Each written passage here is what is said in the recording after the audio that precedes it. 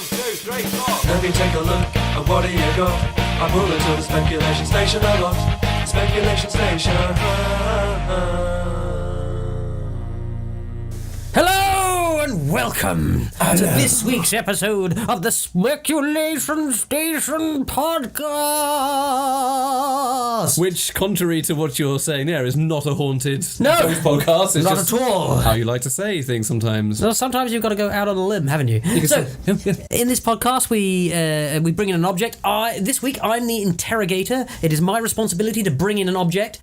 This week's speculator is this fellow. Well, you haven't even said your name. What's your name? My name's Tom. It is sometimes. Yeah, usually. Anyway, and the speculator's job is to speculate, just to talk bullshit until something comes out of his face. Which is really what we both do for forever and ever. No internet, no nothing. Yeah, locked in a room. Yeah. The only extra information we have is Matt, who can sometimes help us out. Producer Matt. And that's about it. Yeah. He's our internet. Yeah. Well, we have another person as an internet. As an internet? Can you have an internet? Yes, an internet, two internets, the internet. Great. Anyway, yeah, so we're locked in a room. We do the whole thing in one take, and we ask question cards if we feel like it. Otherwise, we just talk about whatever. Whatever we want, but we just generally bounce off an object.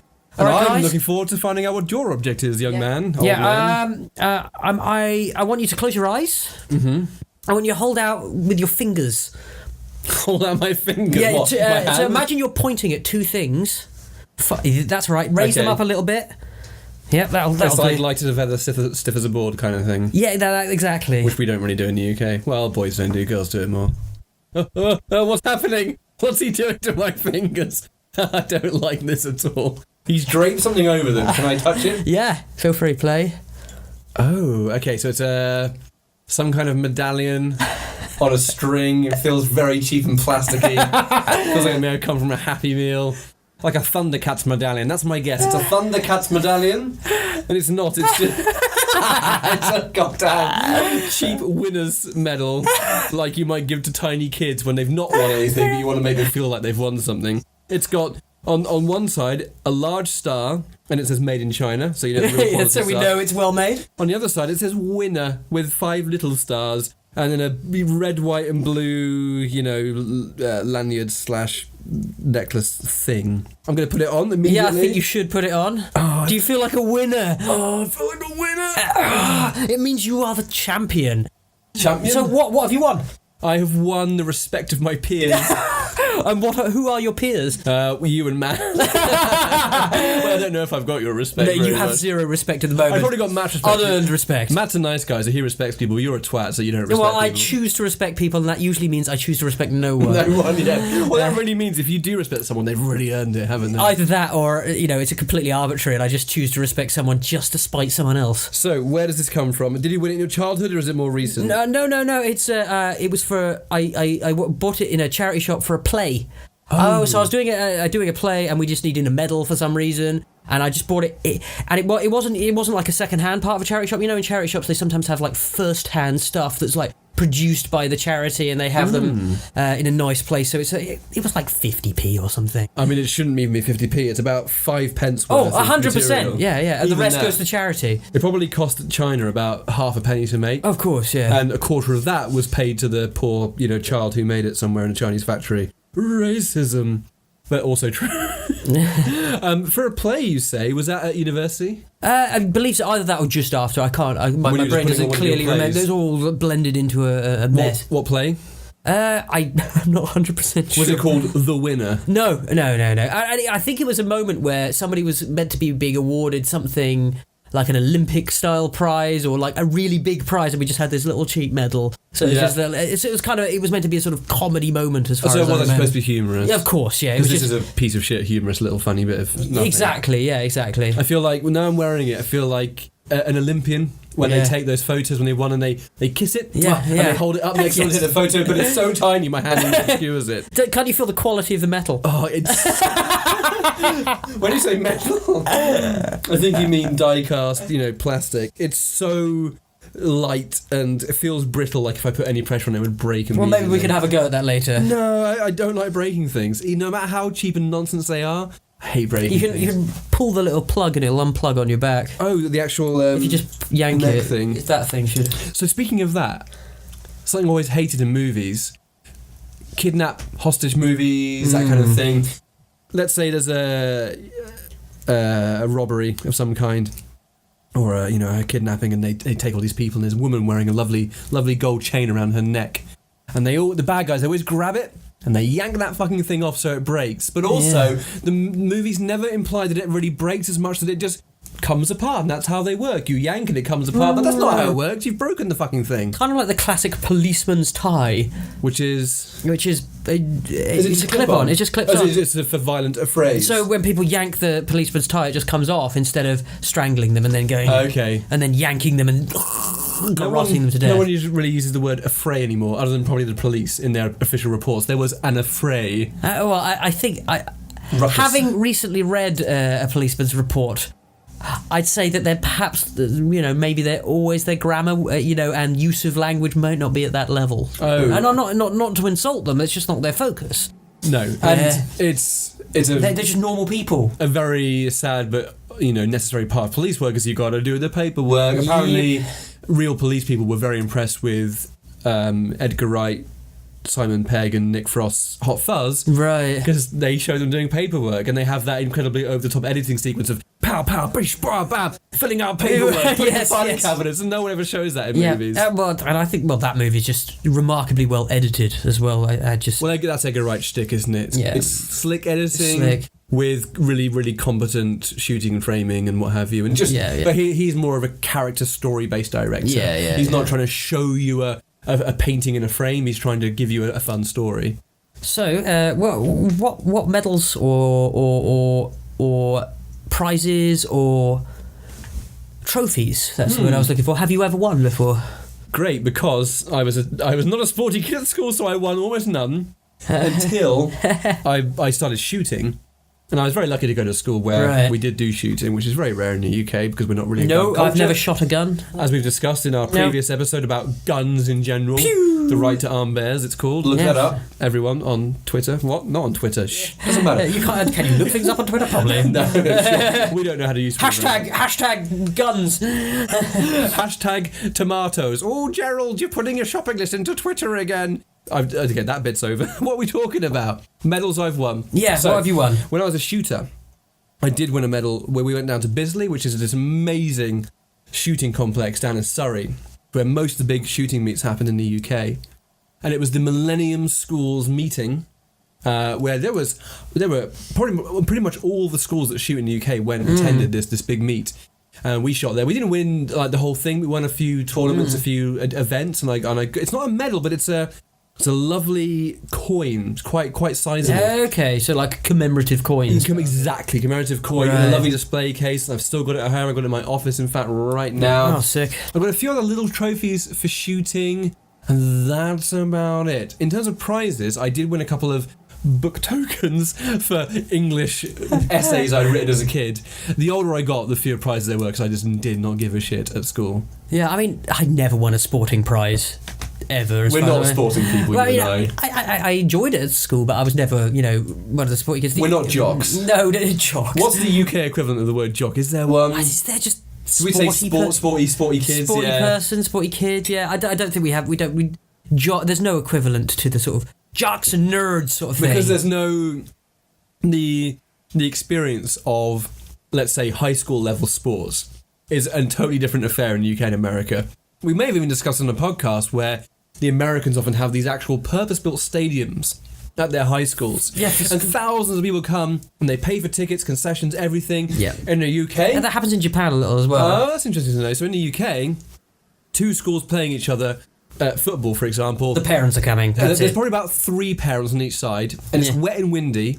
And there's no stadium. One of the dads will have invariably one of those sticks that folds out a little seat, and you stick it in the ground and you kind of perch on it. And I go, come on, little Timothy, come on, Roger. Yes. And that'll be it. Kick the ball. Kick the ball. That'll be it. And there's literally a row of 5 people watching on a standing in the cold field in the middle of nowhere. It's wonderfully British, though. Yeah, and but I always enjoyed those days, to be fair. Yeah, they were always quite fun. The American way of doing it is very American. And indeed, I caught some of the Super Bowl on the other night.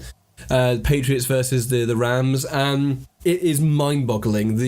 The scale, not only the scale of their stadiums and the audience and what have you, but the verve of the energy which they put into it, it's absolutely crazy. I remember going to a small town rodeo in Texas years ago when I was a kid, and to start the night off, they had these two ladies come out and they're wearing essentially hot pants and a boob tube of Stars and Stripes and the Stars and Stripes cowboy hat, and they rode white horses carrying these American flags that had fireworks coming out the top of them, and they rode around the arena as the national anthem played, and on video screens everywhere there were shots of American jets flying overhead, and I was just like, this is ridiculous, fucking America. Yeah. You feel it in your bones. You do get an idea of why they love their country, why they think it's number one, because they go in for that shit hardcore, and I do respect that in some way. I think that did exist to some extent. I'd say, during the Empire and the Industrial Revolution here. That's a good point. It wasn't quite. It wasn't as outwardly spoken, but probably in the heart of a true British person, it was there. Yeah, and I think about we did things like the Red Arrows or the pride of the British Tommies. And all this kind of stuff is very similar. What are the Red Arrows for people who might not know? They're basically, I can't remember how many. There's at least 5 or even 10. Yeah. I can't remember, even 20. It's actually a display team of 9. Is it 9? There's 9 red planes. Yes. And they're quite fast planes. They're very fast. Yeah, and they have trails of basically awesome, loads of different colours. And they fly out and make awesome patterns in the sky and do displays. And they're a flight display team. I used to live, because I lived in Suffolk near all the airfields, they used to do loads of Red Arrow displays. I bet they practice around there, right? Yeah, and you always used to see, not necessarily Red Arrows, but, some display pilots, teams and loads of sort of displays, and people just with trails going after them, and every now and again. And we'd occasionally stop when we were driving around on the side of the road and look up and sort of take it in and enjoy. Of course, you would. How often do you get to see that? It just doesn't come up very often, but it's just a lovely thing to sort of enjoy the Red Arrows. And it's basically the Red Arrows are almost every big event in the UK. There's and a Red overseas, Arrow. they go overseas and display, and they're all made up of RAF I assume pilots. they must be, yeah. I wish I could remember what the plane was. Matt knows about planes, so if Matt knows, you might be able to tell us. Yeah, it's the variant of the Hawk. I think it's a trainer. It's a trainer, you're right. I knew the trainer, but it's a Hawk, is it? Yeah. They're real nippy aircraft, right? Yeah. Yeah, beautiful. They're actually really beautiful Awesome. planes as well, yeah. Well remembered, thanks Matt. That's why we have him, producer Matt, with the aviation knowledge. Aviation knowledge, and without That's what we bring him in for, aviation knowledge. Thank you. So, speaking of medals. Oh, you're going back to the medal. Yeah, yes. I recommend you hold it as you answer this question. Which version of this is the best? Goddamn, God's honest, Salt of the Earth gold medal. Yeah. Although, speaking of Salt of the Earth, yeah, when we have played, you and I and producer Matt have played GTA Online, and you finish a mission, and it grades you right with medals, platinum, gold, silver, bronze, and you always have your goddamn excuse for whatever medal you get. Yeah. It's the best medal. So if you get gold, you're perfect, like gold. Shining gold. If you get pride, bronze, salty, earthy bronze for the common man. Silver, not too pretentious as to be gold, not as common as to be bronze. I must say, I do appreciate that shtick. The whole, whatever I've got, it must be the best thing. I'm quite happy to admit it's usually bronze. But really, and I have, I've held and seen bronze medals, silver medals, gold medals. They're all pretty weighty and substantial. I'll take a bronze medal any day. There's nothing to be an shared. Olympic bronze medalist, albeit, of course it's not gold, but Jesus Christ, they're still at the top of their goddamn game. Yeah, even if you're at the Olympics, you've done pretty You've done well. something. Other than the few people like the famous Eddie the Eagle from the UK who had little skiing skill, but he had passion. He had heart. He did have heart, yeah. And there was I think he may have been from the Caribbean, a swimmer, maybe 5-10 years ago, who couldn't swim very fast, but he was representing his country, and rather than wearing the skin-tight, aerodynamic, or rather aquadynamic Speedos, he just wore like big swimming shorts. That's People awesome. loved him immediately. Let's talk about the Olympics. Oh, because that is the home of the medals, really, isn't it? Since you brought up the Olympics. Yeah, well, we don't need an excuse to talk about it. Because there's a couple of controversies that I find really interesting about the You structure. mean controversies? No. No, I don't. What are your controversies? They're like, yeah. Well, so my controversies. Controversies. My controversies. Controversies. Controversial controversies Yes. are. I think the first controversy about the Olympics, and I think this is more the outward one. I'm not going to talk about the big famous one, obviously, right away. Is the fact that none of the athletes get paid. I never really thought about that until you mentioned that. But That's amazing. That's part, and it's taken as a sort of pride thing. Absolutely. But it can also. But because all the companies that advertise, all these companies who set up the Olympics are raking in bucket loads of cash from the Olympics, and these guys get nothing, and they're the stars of the whole show. Yes. And obviously they get the chance to be in the Olympics, which is amazing, but the fact that they get nothing, not even a prize, I don't know, maybe they get a prize. Well, the gold medal's worth something. No, it's not like tennis where you receive a cash prize. Yeah, no, which is, I do think that's kind of unfair. But, as you probably know, the majority of sports persons' earnings, or at least maybe 50% or more, is things like sponsorship. So, winning at the Olympics or medaling at the Olympics, placing on the podium, will do your career good. You will have a financial gain from it eventually. But just you won't make any money out of it. But it is kind of absurd that, to be honest, that you don't get paid for the Olympics. Whereas other sporting events like the World Championships and all that kind of stuff, they do. But it's the Olympics. It is the I get it. sporting competition of our species. So that makes it sound like other species have sporting competitions. But, it's the respect of being that good at something. I don't disagree with that. Sure. But I think there's a weird sort of wonky hypocrisy. Because it is with the fact that these maybe then if they're not making money, then perhaps we shouldn't be able to make money. Advertisers shouldn't be making money, and it should be pure then. And if that's your argument, that it should be away from people getting paid and it's more about the prestige, which I totally see that argument. Yes. Why are these other people, companies, nations, everyone just raking in the cash? And I think I'm right in saying that famously the IOC, the International Olympic Commission, are quite strict kind of people, especially when it comes to revenues and advertising and copyrights and what have you. If you try and put 5 rings together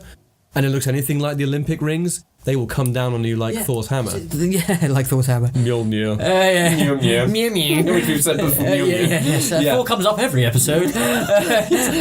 Look out for the Thor mention. 32 minutes in. We're not 30 minutes. Shh, it's okay. So the Olympics, I would say, has to be unpaid because you're representing not just your country, not just yourself, you're representing the sport and the platonic ideal of sport itself, right? Interesting use the platonic ideal. Well, because Plato said that everything has an idealized version of itself in an ether somewhere. So, like a box has boxness. That's why. A glass, there's something known as glassness that it attains. Yes. When you see Mickey Mouse, even though he looks nothing like a mouse, and he is called Mouse, but you know he's a mouse because of the ears and the tail, and because that conforms to the platonic ideal. Yeah. So I don't know whether I agree because I think it's the idea that. I think it's too complex because it's a horrendous sort of and incredibly corrupt, and I'll pluck the low-hanging fruit while it's here. Sure. What do you reckon for the whole drugging in sport, particularly the Olympics, which has been rife, and particularly athletics as a sport? It almost sounds like everyone was doing it. Yes. And obviously the Russians had a state, as far as we know, a state-sponsored... well, they get a lot of shtick for it. Not shtick, they get a lot of stick for it. I'm pretty sure everyone was doing it. But everyone was doing it. And in the UK, what was the main sport? The cycling. Cycling. What the hell was his name? Because he won hundreds of gold medals for Britain and everyone loved... It was a Chris. Matt knows, maybe? There was the American... Lance Armstrong was the big... That was the one that collapsed. Chris Hoyle or something, wasn't it? Yeah, but I don't want to be too... I don't want to bring anyone's name up unnecessarily because not everyone was everyone doing got I don't know, because even Sally Gunnell got accused of... Well, that's going way back, isn't it? Yeah, she got accused of it. Even Christie as well. Yeah, they all got accused, but I don't know how much proof is on all those accounts, but it's kind of terrifying because... It's almost like they can't stop it because it's... Well, it's not that they can't stop, but they can't not do it. And I watched a documentary on the BBC a while ago about the science of winning. You may have seen it. Dr. Hannah Fry, amazing mathematician and great science communicator, maths communicator. And they talked to a British cyclist who admitted to doping and is very happy to talk about it. And he said that the culture of it was that you couldn't not do it because everyone else is doing it. If you don't do it, you ain't going to win. Yeah.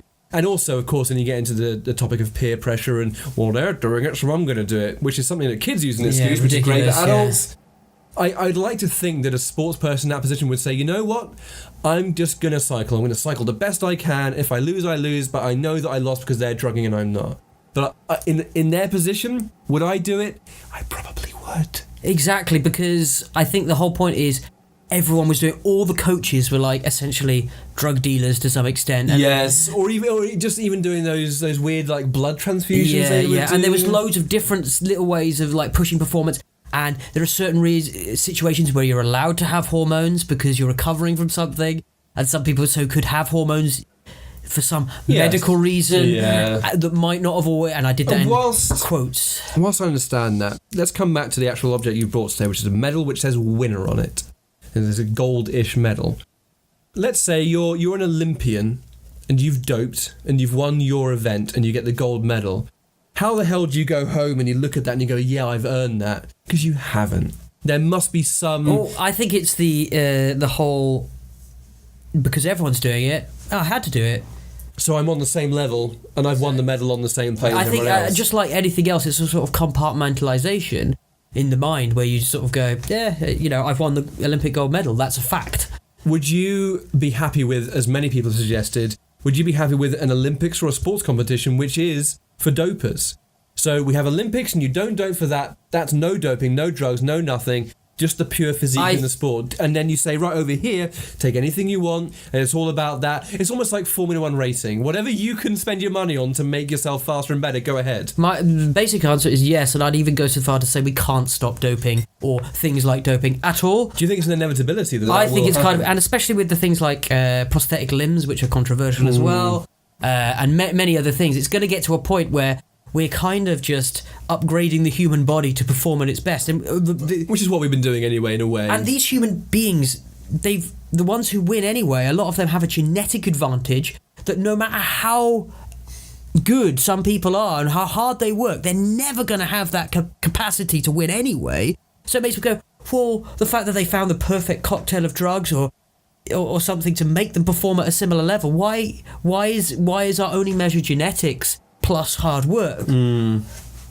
Because some people have an inbuilt advantage as well, a natural advantage. So I think it's very complicated, and I think in some way it would be really interesting if we just said doping's just part of it.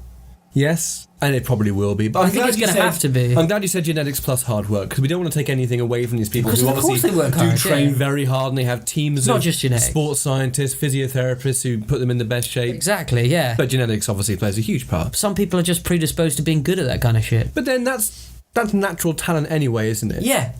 But natural talent can only go so far. You have to develop it, you have to work hard. Think about it this way. Would you think it's okay for a scientist, a politician, a writer, an actor to use caffeine, to use performance-enhancing drugs to do their job better? That's cool. Even if they've got a natural talent. I'm amazed that we haven't reached that point already. Now, obviously, in America, there is more of a culture of taking medications for certain things. We don't really do so much in the UK. I mean, we probably do it in some extent, but not to that extent. But yeah, a politician, let's say someone in poor old Team May's position, Theresa May, current Brexit position of having so much stress, should she be allowed to take, focus pills and de-stressing pills? Or are we saying that you're now a politician who's encumbered with effects of some kind? I just don't think we could say that these people who do these things are necessarily bad.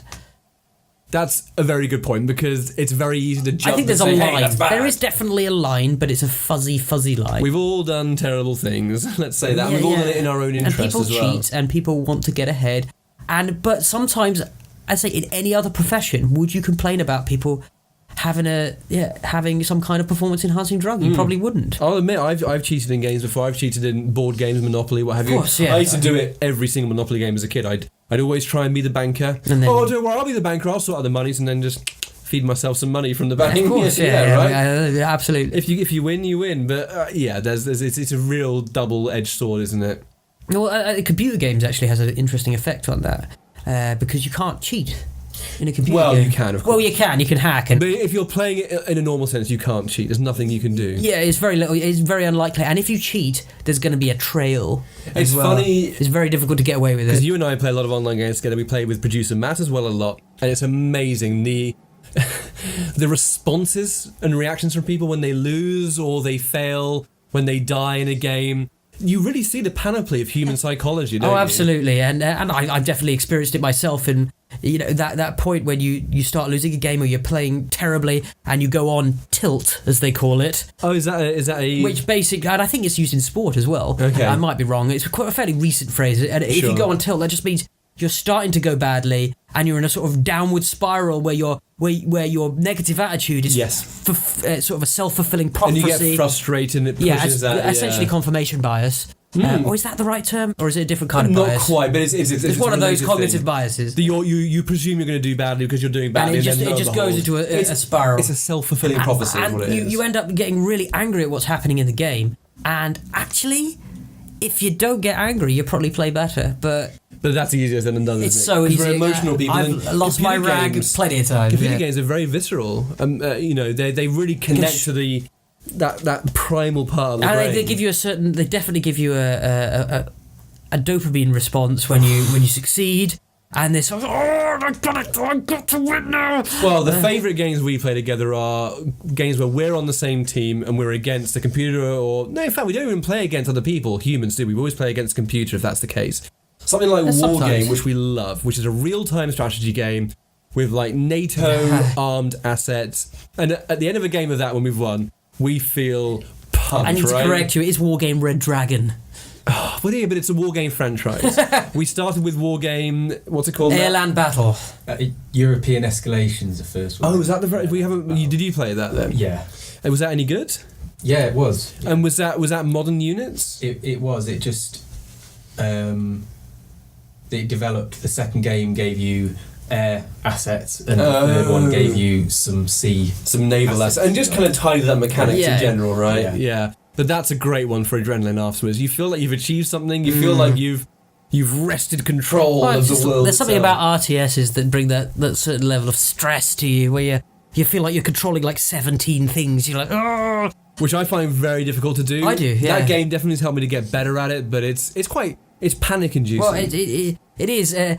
Compared to StarCraft, though, it's wonderfly relaxed and easy to get into, accessible, lovely. You pick up StarCraft. I would never do StarCraft. And you want it because every moment counts, and it's not about being fast. Like everyone thinks with all these games that you've got to be like really fast, but it's about Actions per clicking. minute. It is kind of that, but it's about clicking the right thing at the right time and having your attention in the right place at all times. And you look at the minimap, make sure you're looking at this, be microing this and producing units over here and all this kind of stuff. So we talked about the Olympics, and then we're talking about computer games, so we can talk about esports, right? I remember when you were playing StarCraft, and you Yes. introduced me to esports in the StarCraft sense, and I did watch some, and it is genuinely exactly interesting. the same. Anyone who is attempting to do something with skill and determination, whether it's a sport or a computer game, doesn't matter. Oh, it's interesting. The right? idea that you think, and I think lots of people have this impression, it's not very difficult to be good at a computer game. Yeah, geez, you're you wrong. try playing StarCraft. You play StarCraft at that competitive level.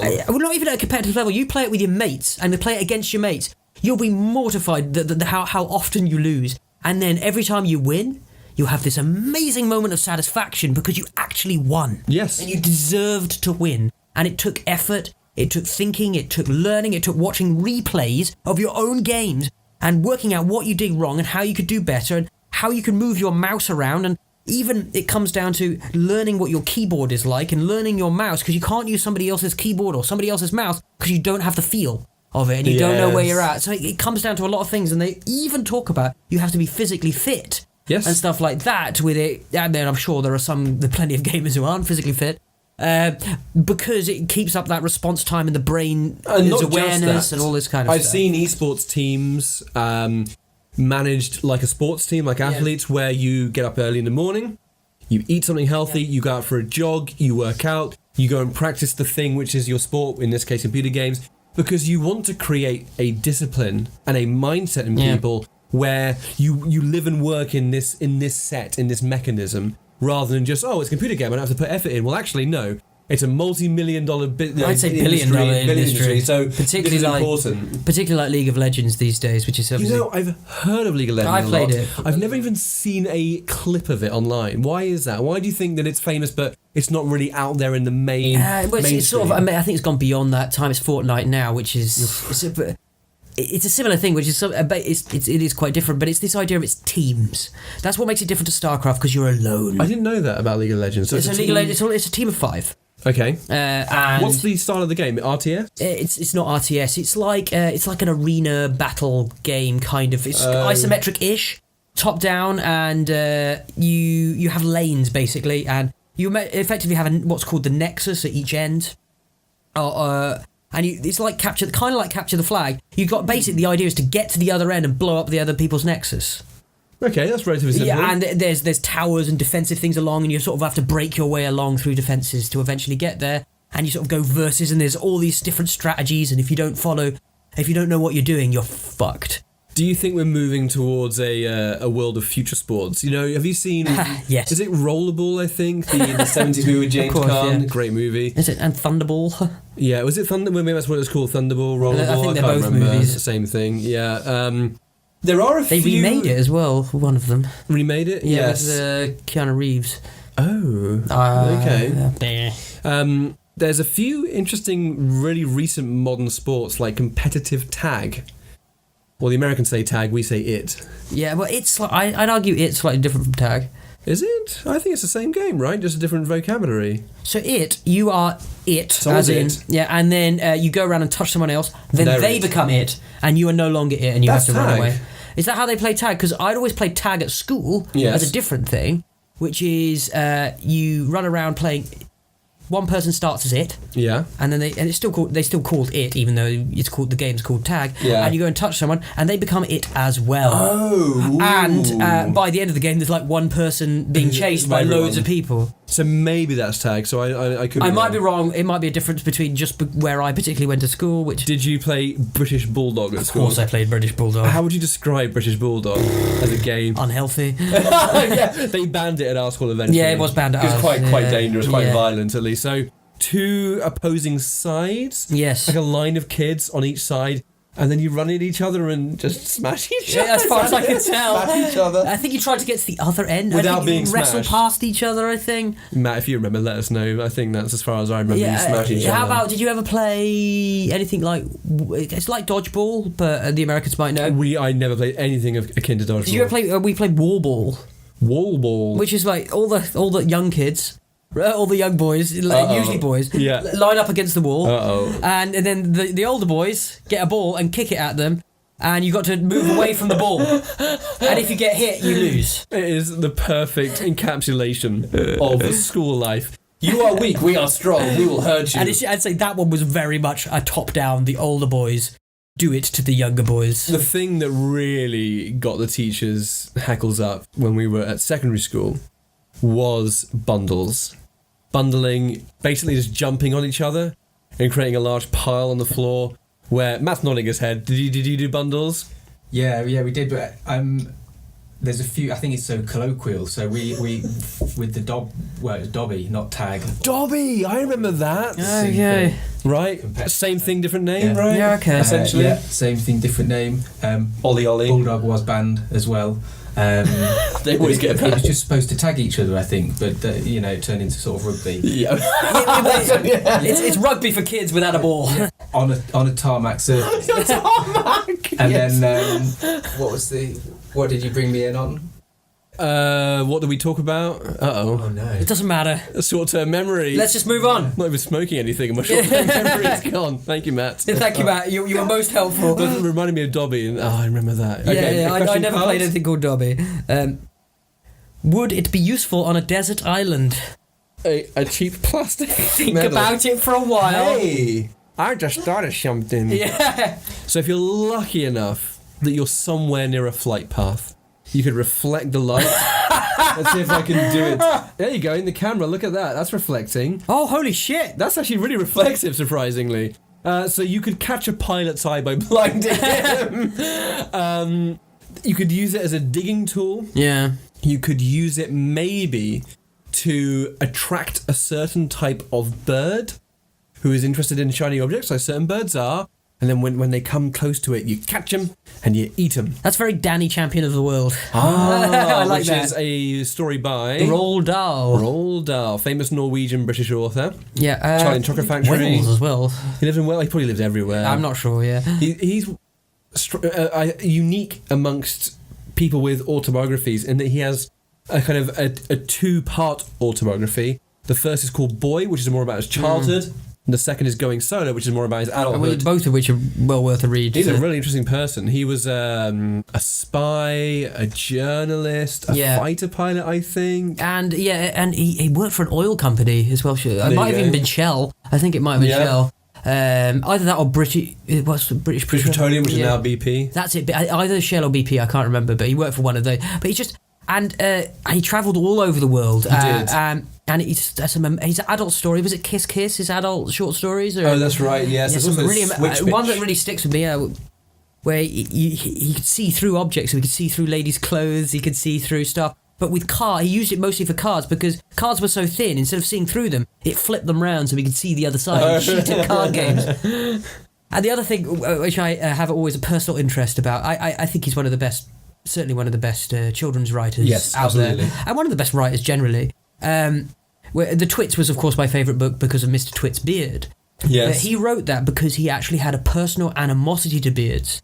And he actually wrote an essay about why he hated beards and why they were disgusting and why people shouldn't wear them. That's so wonderful. Yes, it was so and I bet detailed. he had a very intelligent argument, it's right? an incredibly passionate and very personal, I would say, and very articulate argument. And it's in a whole essay, and you can find it, I think someone like The Telegraph published it at some point, published this sort of old essay about him like declaiming beards as the worst thing that a man can put on their face. I have a lot of affinity with Roald Dahl, especially reading his books as a kid, because he went to public school as well, private school in the UK. And he went to prep school for his junior years, and prep school is like your primer for real big public school later on. And he talks about things like the tuck shop. Of course, which was a little shop at school that sold you tuck, sweets, candy. I always wanted a tuck shop at school. Yeah. I was so desperate for it. At prep school, we had a tuck shop, and then at secondary school, we just had a full-blown goddamn shop / cafeteria that had, everything under the sun that a normal shop had, all the crisps, the chocolate bars, the soft drinks, and it also had, the restaurant cafe style thing that would also serve you hot food. Wonderful days. I used to buy knickknacks, which were those great crisps, which were in a kind of knobbly twig shape, and I'd eat them in class by having a biro with a lid. Take the lid off the biro under the desk, put a knickknack in the end of the biro, like a fragment of a knickknack, and then put it in my mouth like I'm chewing the lid of the pen, but I'm actually eating a knickknack. Perfect. There's a lot of sneaking food into your mouth in school, and a lot of opening crisp packets. Like you could take half an hour to open it so that the noise didn't make a noise. So and you'd have it open in your bag so you could just sort of lean down. Yeah. And get things we used to try and get away with. I saw kids who would try and sleep by having their eyes covered, like they're looking down at their paper and their knee on their hands. But I didn't really sleep at school. I didn't. I was a little bit of a swat. So I was at prep school, but not at secondary school for sure. And the only time I really started to fall asleep or snooze at least was in late lessons, especially in the winter. So the way our school worked, unlike most British schools, which is finished around 3:30 in the afternoon. Yes, British schools, maybe 3:45. Yeah. So we would have a very odd system whereby Tuesdays, Thursdays, and Saturdays, and yes, we did Saturday school, finished at 1 p.m. You're done. You're just done. But you had Saturday school. We had Saturday school, but we got like 3 months for summer holidays. That was our balanced recompense, which I loved. Mondays, Wednesdays, Fridays, you finished at 6 p.m. You had games in the afternoon, which was sports, right? And then you go back for lessons at about 4 till 6. And in the winter, and you're there at like 5:30, and it's pitch black outside. And I remember specifically in our history classroom, it's at the top of the school, top of Hogwarts, right in like one of the towers. And it was warm, and it was dark outside, and it was so late in the day for kids, essentially. And and it was history as well, so I just find myself falling asleep. But it was also very cosy and comfy. History, you see, was definitely one of my favourite classes. Depended what the period and the subject was. And the teacher helps. Of course, like everything. Yeah, we had some terrible teachers. Or the best teachers were the ones that you could get if you got them talking about something, if you got them to monologue. You could like, great, leave the monologuing, wait for about 45 minutes, and then the lesson's done. I want to sort of come back to, you talked about your long summer holiday, and Yes. that's something that's kind of unique to the British academic year, is that long, because it's the only dry-ish season. Dryish, warmish. Yeah, warm season. I think it's pretty. It's These lovely. days it's great because of lovely. global warming. Thanks, global warming. Thanks, Trump. Yeah. So we get this wonderful summer and stuff like that. But speaking to teachers and stuff like that, a lot of the complaint is there is a big problem with how long the summer holiday is, because after the summer holiday is the worst time. Yeah. Because you basically have to go back and Rediscipline them, basically maybe? not just it's not about that, they've forgotten, Oh. because you lose a lot of Because knowledge. it's been months since they last had it. Yeah, and they've lost that sort of need. It is, however, one of the greatest advantages to being a teacher in that profession is The summer holiday. months of holiday a year. Yeah. Oh yes, yeah. And the Americans, But they work very hard. The Americans can go back to school surprisingly early, like August. Hmm. Whereas for our school year starts in September, right? Yeah, and well, categorically. in Japan it's the financial year, which is slightly depressing. Yes, where that's they go from April to essentially April to April. it's yeah. April to March.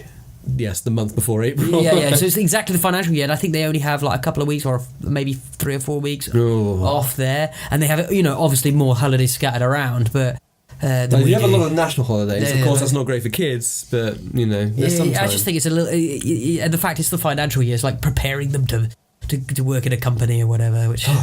Great honour. Yeah, and of course, Working for one honour- company for your accrue whole honour, life, yeah. which of course existed here as well. But I think it's changing in Japan now. But it did seem to be. We are not loyal to our companies in the UK, No. really. No, not anymore. If you're a company man, a career man, then yes, or a woman. But otherwise, you could happily take it or leave it. Most people, Nobody I cares. think. No Yeah, one cares. I assume it's the same in the US.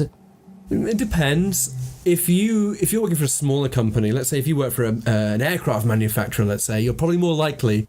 I don't know where that came from. Yeah, but why- aircraft why- manufacturer, why- you're more likely to have, but not the Japanese sense of a kind of corporate loyalty, more of a family loyalty in America. Yeah, but they have that with small companies here though as well. That's true. Like, I think that's just common. And I would still argue. And is it Dunbar's number? I hope I'm getting the name right. Yeah. Which is basically the number of people that our brains can cope with and remember. And I think it is Dunbar's number. Yeah. And I think it's from somewhere between 150 and 250 people, so that we can know and interact with and remember and deal with in a decent way. Whereas obviously you work in workplaces with 500 people and you can never manage. You can never hope to kind of have that and connection. in these big companies, and might be a good reason why big companies and even big nations struggle to run, is because people have to work with too many other people. many people. That's why small companies might be a more pleasant environment to work in, because it's actually more like our evolutionary past. Kind of, yes, where we came from. grouping. We're used to those small groups and those small affinities. And certainly when institutions and organisations get big, they get bloated. Bureaucratic. Very bureaucratic, yes. Yes. The bureaucracy has to expand to meet the needs of the expanding bureaucracy. Thank you, Leonard Nimoy. Yes. The quote's not from him, but he said it best in Yeah. Civilization 4. Yes, which still has the best soundtrack of any civilization. And the best kind of vocal recordings of yeah, any game. yeah. Even though Sean Bean did a great job for five, 6? 6 actually. They had just some guy for. Oh, yeah, some guy. I'm sure that guy, by the way, if you're listening, you were great. He's a good voice actor, but he didn't get the oeuvre for Civilization. I'm sure he's a great guy, and I'd love to meet. I like how you're really worried about offending the guy who did the voice acting for Civ 5. Well, you know. I'm sure he's an avid listener of our podcast Yeah, well, he's a voice actor. He might. because we've got voices. Yeah, exactly. And he's got better voices than either of us, I'm sure. Let's have one last one then, as you're picking it up. Wildcard, term table. The speculator asks the next question. Shit, yeah, that's a good way to end. Good. So I'm going to give you the medal as well, so that you've got more of a physical connection to it. You can put it on or hold it, whatever your choice. He's putting it on. Wait, Over wait, your wait. ears. Let's do You this. can hang it over your ears. So it's hanging below my just beard. below your beard. That's So it's perfect. like a beard medal. Oh yeah. So the question is, how can this be improved? By being made of metal. That would be. That's a great start. Or What about medals in general? How could a sports medal be improved? I think there'll be some way of making it so it couldn't be forged or faked. Would be a start. Mm-hmm. Like if we're going to go super high tech, some kind of like chip or something in it, so it can be tracked and identified, like the microchip you put in your pet. That's going quite far. Yeah, just hold me out here because people Hold me out here. Because if people steal it, then you can track it and stuff like I that. don't know if the stolen medal, Maybe not. conundrum But is a big one. of course, my idea was, if we could get the idea of there was a video on it or the material was animated in some way, that would be my idea. Okay. What about personalising it more for the person who has won the medal? Oh, so it was like bespoke for the bespoke medal. So we could like 3D print it for them. Yes. On the winning day or whatever. Yeah, I was thinking maybe it would have a thumbprint in it from the winner's thumb. So it's totally unique like to that. them, and they can press their thumb into it. Let me go a little further. So Sure. yeah, I like the thumbprint. Why not? It has their DNA. That's it. In it. That's perfect. That is the best improvement. The medal that contains your DNA. So it's always yours. And So even if it's coded. sold, or if it got passed down to the family, Yeah. you remember that this belongs to this person. It has their DNA written into the medal itself. Yeah, That's it's excellent. encoded. Yeah. And that's where we're going to leave it today. Yeah, I think it's a great place to leave it. So, Medals with DNA in. Yeah, all And right. at least we brought it back to the medal for finishing. I hope you guys get a chance to win a medal at some point. Be a winner. Yeah, I know you can't read it. It's impossible. Don't look at there. Look at that. Look at the camera. There you go. Now you're on. Thank you for joining us. As always, fun episode, fun chats. Join us next time Yeah. for another mystery object. Yeah, make sure, of course, you subscribe to us on YouTube. Subscribe to us on iTunes, Stitcher, wherever the hell you want. Find us on MySpace. Yeah, we're not on MySpace, and we will never be on MySpace. MySpace does still exist. Yeah, we'll that's talk more about for that another musicians. day. That's a whole other point. We'll see you next time from the Speculation Station. From me, Will, and Me, Tom. we'll say goodbye. Bye. Get out of here. Get out of here, you now. scamp. Speculation Station.